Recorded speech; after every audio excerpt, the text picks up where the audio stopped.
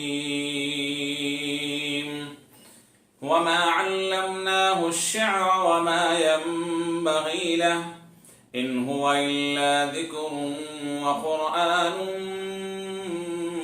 مبين لينذر من كان حيا ويحق القول على الكافرين صدق الله العظيم.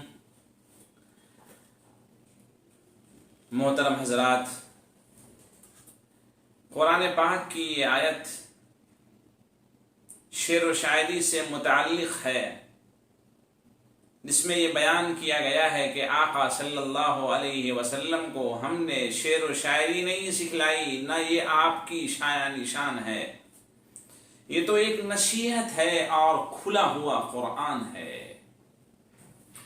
عرب کے لوگ جناب محمد الرسول اللہ صلی اللہ علیہ وآلہ وسلم کو شاعر اور قرآن پاک کو شعر کہا کرتے تھے۔ شعر کہتے ہیں وہ کلام جس کے اندر محض خیالی اور غیر تحقیقی بات ہو، اس کے اندر غیر تحقیقی بات، خیالی بات، آپ اندازہ لگائیے کہ ایک نبی ہو جو خاتم النبیین کہلایا، رحمت للعالمین کہلایا، امام الانبیاء کہلایا، بشیر و نذیر، مدثر، مزمل، طہ، یاسین کہلایا، اس کے لیے کیسے مناسب ہے کہ وہ غیر تحقیقی بات اور محض خیالی بات کرے؟ قرآن نے یہ کہا ہے ان هو الا وحی یوحی وما ينطق عن الهوى ان هو الا وحی یوحی۔ آپ اپنی طرف سے کوئی بات نہیں کہتے، جو اللہ کی طرف سے وحی بھیجی جاتی ہے وہ آپ کہتے ہیں۔ شعر و شاعری کے تعلق سے ایک آیت اور نازل ہوئی، وَالشُّعَرَاءُ يَتَّبِعُهُمُ الْغَاوُونَ أَلَمْ تَرَ أَنَّهُمْ فِي كُلِّ وَادٍ يَهِيمُونَ۔ یعنی خلاصہ یہ ہے کہ شعراء محض خیالی باتیں آسمان و زمین کی خلابے کو ملاتے ہیں اور یہاں وہاں کی فسانی گفت ادھر ادھر کی باتیں کرتے ہیں، سوائے ان کے جو ایمان لائے اور نیک عمل کیے وہ ان سے مستثنا یعنی الگ رکھے گئے ہیں۔ یہ آیت جب نازل ہوئی تو حضرت کعب بن مالک، عبداللہ بن رواحہ اور حسان بن ثابت رضی اللہ عنہم آقا کی خدمت میں روتے ہوئے حاضر ہوئے، یا رسول اللہ ہم شعر و شاعری کرتے ہیں، کہتے ہیں۔ آقا نے فرمایا کہ آخری آیت کو نہیں دیکھا؟ کیا کہا اللہ نے؟ إِلَّا الَّذِينَ آمَنُوا وَعَمِلُوا الصَّالِحَاتِ وَذَكَرُوا اللَّهَ كَثِيرًا۔ جو ایمان لائے، نیک عمل کیے، اللہ کو خوب یاد کیا، وہ اس سے الگ اور مستثنا ہے، محض خیالی باتیں، شیاطین کی پیروی کرنے والے نہیں ہیں۔ آقا نے جب یہ جواب دیا تو وہ لوگ مطمئن ہوئے اور ان کو خوشی حاصل ہوئی۔ آقا صلی اللہ علیہ وسلم کے تعلق سے حضرت عائشہ رضی اللہ عنہا سے پوچھا گیا کہ آپ نے کبھی کوئی شعر کہا یا شعر کہتے تھے؟ حضرت عائشہ رضی اللہ عنہا نے کہا کہ آپ ابن کا ایک شعر ستبدی لک الایام ما کنت جاہلا ویأتیک بالاخبار من لم تزودی، اسی شعر کو کہا تھا مگر اس کے الفاظ کو بدل کر آخری جو جملہ ہے ویأتیک من لم تزودی بالاخبار، یہ آپ نے پڑھا۔ حضرت ابو بکر صدیق رضی اللہ عنہ نے کہا تھا یا رسول اللہ آپ نے یہ شعر الٹا پڑھا ہے۔ آقا صلی اللہ علیہ وسلم نے جواب دیا میں کوئی شاعر نہیں ہوں۔ وَمَا عَلَّمْنَاهُ الشِّعْرَ، خدا کہتا ہے ہم نے اپنے نبی کو شعر و شاعری نہیں سکھلائی۔ وَمَا يَنبَغِي لَهُ، اور یہ ان کے شایع نشان ہے۔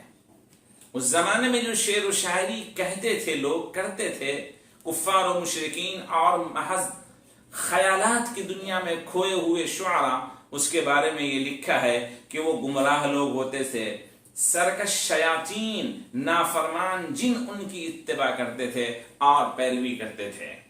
لہذا اس طرح کی شعر و شاعری سے منع کیا گیا، ورنہ جو کلام اچھے ہوں، فکر آخرت سے تعلق رکھتے ہوں، اصلاحی باتیں اس کے اندر کی گئی ہوں، انسان کو ایمان اور نیک اعمال پر ابھارتے ہوں، اس طرح کی شاعری کرنا کوئی گناہ اور غلط بات نہیں ہے۔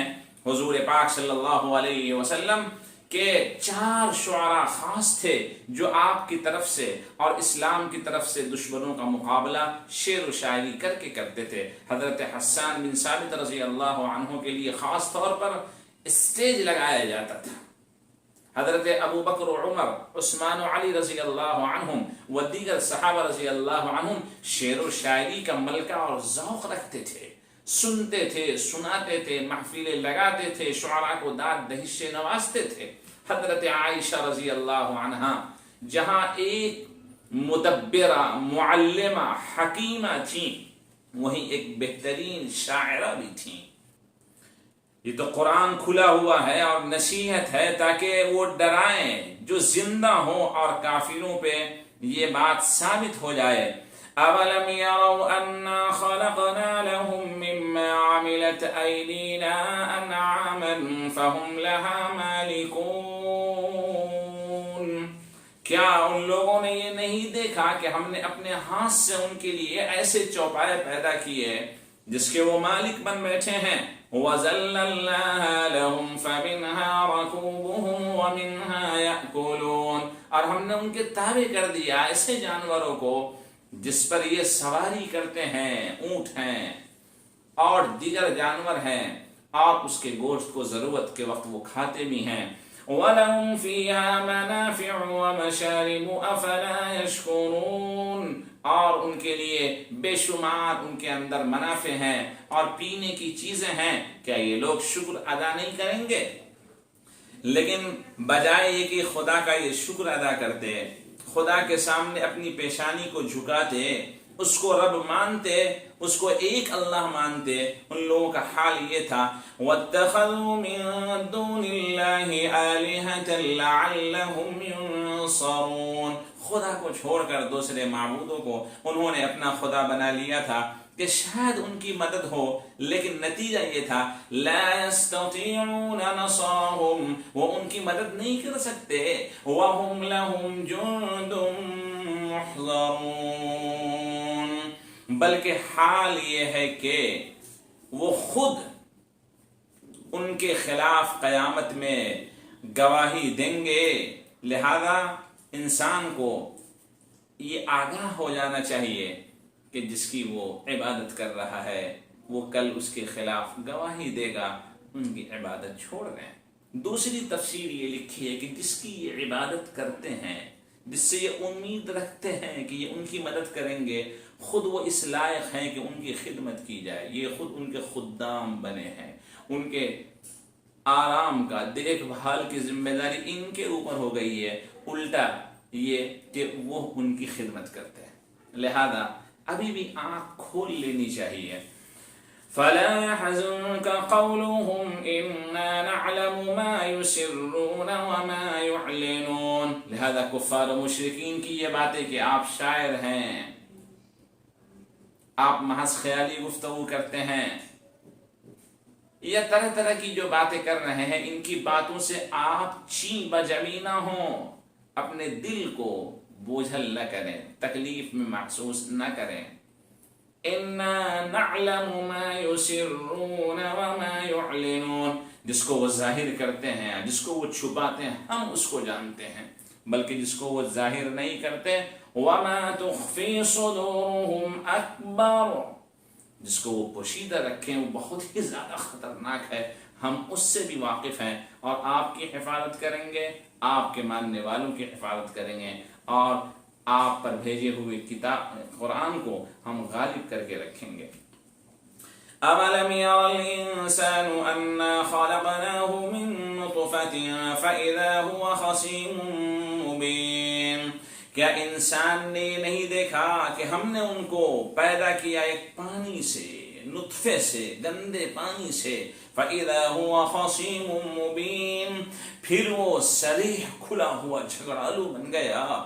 یعنی انسان اپنے نطفے کی طرف دیکھے کہ کس ناپاک قطرے سے اس کو وجود بخشا گیا، اس کو دیکھتا، اس کی طرف غور کرتا تو انسان کے اندر مسکنت ہوتی، عاجزی ہوتی، انکساری ہوتی، وہ جھکا ہوتا، چہ جائے کہ وہ جھگڑا کرے، لڑائی کرے، تکبر کرے، فخر اور غرور کرے۔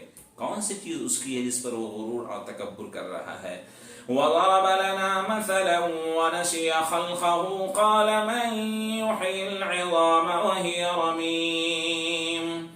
ان آیتوں کے بارے میں یہ لکھا ہے مفسرین نے کہ ابی بن خلف، عاص بن وائل، دونوں یا دونوں میں سے ایک مکہ مکرمہ سے بوسیدہ ہڈی کو اٹھا کر لایا اور آقا صلی اللہ علیہ وسلم کے سامنے یوں ایسے چورا کر رہا تھا، پھونک رہا تھا، ایسے چورا چورا کر کے پھونک کے بتا رہا تھا کہ اے محمد، کیا ہم سب مر جائیں گے، بوسیدہ ہڈی ہو جائیں گے، پھر اس بوسیدہ ہڈی کو بھی خدا کیا زندہ کر دے گا؟ آقا صلی اللہ علیہ وآلہ وسلم نے ارشاد فرمایا، ہاں زندہ کرے گا اور تجھ کو جہنم میں ڈالے گا۔ وَضَرَبَ لَنَا مَثَلًا وَنَسِيَ خَلْقَهُ، وہ ہمارے لیے کوئی مثال بیان کرتا ہے اور اپنی پیدائش کو بھول جاتا ہے اور یہ کہتا ہے مَن يُحْيِي الْعِظَامَ وَهِيَ رَمِيمٌ، کون اس ہڈی کو زندہ کرے گا جبکہ یہ بوسیدہ ہو چکی ہوگی؟ قل، آپ کہیے، یحییھا الذی انشاها اول مرہ، اس کو وہ ذات زندہ کرے گی جس نے اس کو پہلی مرتبہ بنایا تھا، پیدا کیا تھا۔ وَهُوَ بِكُلِّ خَلْقٍ عَلِيمٌ، اور وہ ہر چیز پر قادر ہے، ہر پیدائش کے بارے میں، ہر پیدائش کے بارے میں اس کو علم ہے، وہ اس کو جانتا ہے، سمجھتا ہے۔ الَّذِي جَعَلَ لَكُم مِّنَ الشَّجَرِ الْأَخْضَرِ نَارًا فَإِذَا أَنتُم مِّنْهُ تُوقِدُونَ، جس خدا نے تمہارے لیے ہرے بھرے درخت سے آگ پیدا کر دی، جس سے تم اس آگ کو جلاتے ہو، سلگاتے ہو۔ عرب میں دو پیڑ تھے اور اس کا نام مرخ اور عفار تھا۔ عرب کے لوگ اس کی ٹہنیوں کو کاٹ لیتے، اس کی ٹہنی سے پانی ٹپکتے ہوتے تھے اور ان دونوں کو آپس میں جب رگڑتے تھے، جب ملاتے تھے، اس کے نتیجے میں آگ پیدا ہوتی تھی۔ اس آگ سے وہ اپنے چولہے کو جلاتے تھے، چولہا روشن کرتے تھے۔ خدا کہہ رہا ہے تمہیں نظر نہیں آ رہی ہے؟ ہرے بھرے درخت کی ٹہنی جس سے پانی ٹپک رہے ہیں، اس سے آگ خدا پیدا کر دے رہا ہے، جس سے تم شب و روز، صبح و شام اپنے چولہے کو، آگ کو روشن کرتے ہو۔ تو یہ خدا کے لیے آسان ہے۔ اور وہ مردہ ہڈی جس کو پیدا خدا ہی نے اول مرتبہ کیا، دوبارہ اس کو پیدا کر دے گا، تو یہ تعجب کی بات کیا ہے؟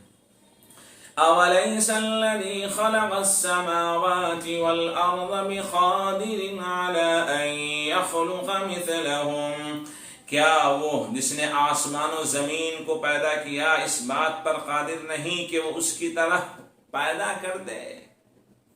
آسمان و زمین اتنی بڑی چیز ہے کائنات کی کہ خدا کہتا ہے وَالسَّمَاءَ بَنَيْنَاهَا بِأَيْدٍ وَإِنَّا لَمُوسِعُونَ، ہم نے آسمان کو اپنے ہاتھ سے بنایا اور اس کو ہم پھیلائے چلے جا رہے ہیں۔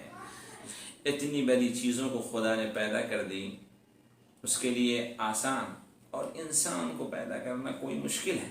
انما بلا وهو الخلاق العلیم، کیوں نہیں، وہ بہت زیادہ پیدا کرنے والا اور ہر چیز کو جاننے والا ہے، اس کے لیے کوئی مشکل نہیں، بلکہ اس کا معاملہ یہ ہے کہ انما امره اذا اراد شيئا ان يقول له كن فيكون، اس کا معاملہ یہ ہے کہ جب وہ کسی چیز کا ارادہ کرتا ہے، وہ خدا ارادہ کرتا ہے کہ وہ چیز ہو جائے تو اس سے کہتا ہے کن فیکون، کن کہا نہیں کہ چیز وجود میں آ جاتی ہے۔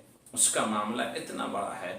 فسبحان الذی بیدہ ملکوت کل شیء والیہ ترجعون، پاک ہے وہ ذات جس کے قبضہ قدرت میں، ہاتھ میں ہر چیز کی سلطنت، بادشاہت ہے، یعنی کوئی چیز اس کی سلطنت اور بادشاہت سے باہر نہیں ہے، اور تم سب کے سب اسی کی طرف پلٹائے جاؤ گے۔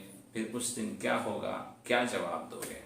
لہذا ہر انسان کو خدا کی قدرت پر ایمان لانا چاہیے اور اس کو تسلیم کرنا چاہیے، اپنی غلطیوں کو مٹانا چاہیے، اس کی اصلاح کرنا چاہیے، اور ایک اللہ کا انسان ہو کر رہ جائے۔ یہی اس کی سب سے بڑی کامیابی ہے، کامرانی ہے۔ اللہ تبارک و تعالی ہم سب کو کہنے کے ساتھ عمل کی توفیق نصیب فرمائے۔ وآخر دعوانا ان الحمد للہ رب العالمین۔